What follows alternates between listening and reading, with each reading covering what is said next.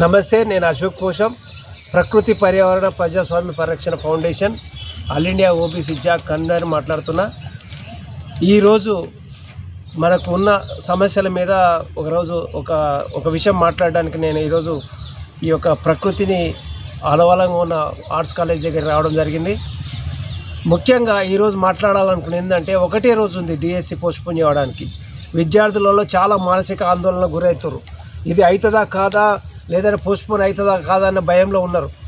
నేను ఈరోజు ఈ వేదికను డిమాండ్ చేస్తున్నా, మీరు బేషరతుగా ఈ యొక్క విద్యార్థులు 20 రోజులు 30 రోజుల నుంచి కొట్లాడుతారు కాబట్టి, వాళ్ళకు సమయం లేదు కాబట్టి, మీరు ఏ విధంగా ఆలోచిస్తారో మీ పిల్లలాగా ఆలోచించి డిఎస్సిని పోస్ట్పోన్ చేయాలని, మెగా డిఎస్సి వేయడానికి మీరు పద్ధతులు అవలంబించాలని, మళ్ళీ 25,000 పోస్టులతోటి మెగా డిఎస్సిని ప్రకటించాలని, ఆ విధంగా ప్రకటించడం ద్వారా ప్రజలలో ఆశాదకలు వస్తాయని నేను చెప్తున్నాను.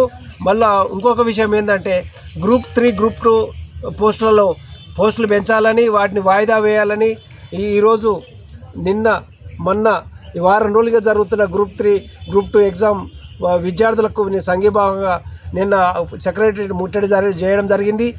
బీసీల కోసం 42% స్థానిక సంస్థలలో మీరు రిజర్వేషన్లు మీరు ఇస్తానన్న మేనిఫెస్టోలో చెప్పిన మీరు ఇస్తాన్న దానికి నేను కొనసాగింపుగానే మేము అడుగుతున్నాం.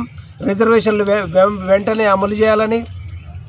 రిజర్వేషన్లు ఇస్తామని నేను ఏదో జస్ట్ ఒక మాట ఇచ్చారు, కానీ అది ఎంతవరకు మీరు అవలంబిస్తారని, చట్టపరంగా ఏ విధంగా మీరు చట్టం తీసుకొస్తారని మాకు ఒక అభద్రతా భావం ఉంది. కాబట్టి మీరు దానికి అడుగులు వేయాలని మాకు రాహుల్ గాంధీ మీద నమ్మకం ఉంది, కానీ మీరు ఇస్తున్న పరిపాలనలో మాకు భయం ఉంది.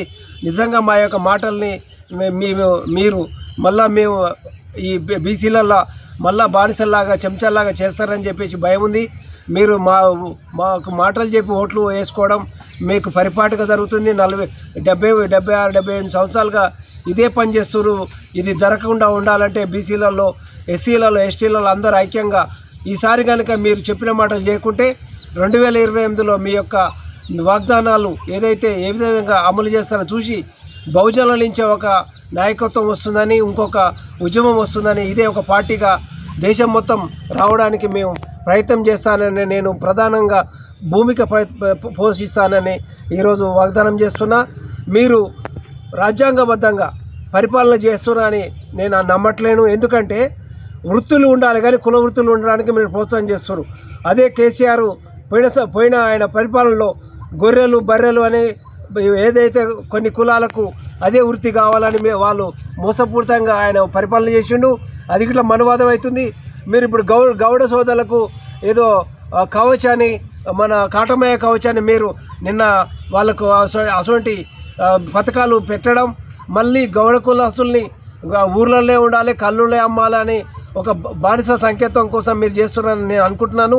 అంటే వాళ్ళెవరు ఊరును దాటేసి వచ్చి రాజ్యాధికారం కోసం, రాజ్యం కోసం ఆలోచించొద్దని, వాళ్ళని కట్టు బానిసలుగా ఉంచాలని మీ యొక్క ఆలోచనగా మనవాదంగా కనపడుతుంది. ఇది ఇట్లా మనవాదానికి సంకేతం అని నేను ఖండిస్తున్నాను. వాళ్ళ రాజ్యాధికారం ఉండడానికి మీరు చేయాల్సింది ఇది కాదని, రాజ్యాంగబద్ధ పరిపాలన కాదని బాబాసాహెబ్ స్ఫూర్తిగా నేను మాట్లాడుతున్నా. వాళ్ళ నిజంగా రాజకీయ చైతన్యం కోసం మీరు చేయాలనుకుంటే వృత్తి ఉంచండి, కానీ కుల వృత్తి వద్దని, మీరు కవచ లాంటివి ప్రోత్సహించొద్దని, మళ్ళీ మీదంగా గౌడ సోదరులని అపహాస్యం చేసుకుంటా మీరు 40 సీసాల కళ్ళు అమ్ముతారా, వాటిలో నీళ్ళు ఎంత అని చెప్పి అపహాస్యం చేస్తారు. అంటే మీరు గౌడ సోదరులో ఉన్న నాయకులు గిట్ట ఆలోచించాలి. ఇది మీ యొక్క జాతిని, మన బీసీలని, బహుజనుల్ని అపహాస్యం చేస్తుండు. మీరు దీన్ని ఖండించాలని, వాళ్ళు వేసే ఏదో మెతుకుల కోసం, పరిగె కోసం మీరు ఆశపడొద్దని, మన జాతిని గౌరవించడానికి, గౌరవంగా బతకడానికి సర్దార్ పాపయ్య గౌడ్ లాంటి వాళ్ళని స్ఫూర్తిగా తీసుకొని మీరు ఖండించాలని, రేవంత్ రెడ్డి చేసే ఈ యొక్క పని మనువాదానికి మరో సంకేతమని, ఇది రాజ్యాంగబద్ధ పాలన కాదని వ్యతిరేకిస్తున్నాను. నేను ఒకటే సూటిగా చెప్పదలుచుకున్న, ఈ కుల వృత్తులు వద్దు అని, వృత్తులు ఉండాలి. వృత్తులు అంటే వాళ్ళకి ఇష్టం, అందులో లాభం ఉన్నదంటే వాళ్ళు వృత్తిని ఎంచుకుంటారు. ఆ విధంగా ఉండాలి. ఈ యొక్క అవకాశం ఉండాలి తప్ప వాళ్ళని బలవంతంగా నెట్టివేయడం అనేది తప్పు అని మరియు ఈరోజు మళ్ళీ ఒకసారి గుర్తు చేస్తున్నాను.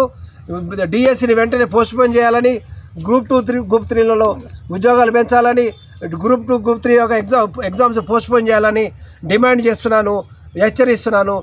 జై తెలంగాణ, జై తెలంగాణ, జై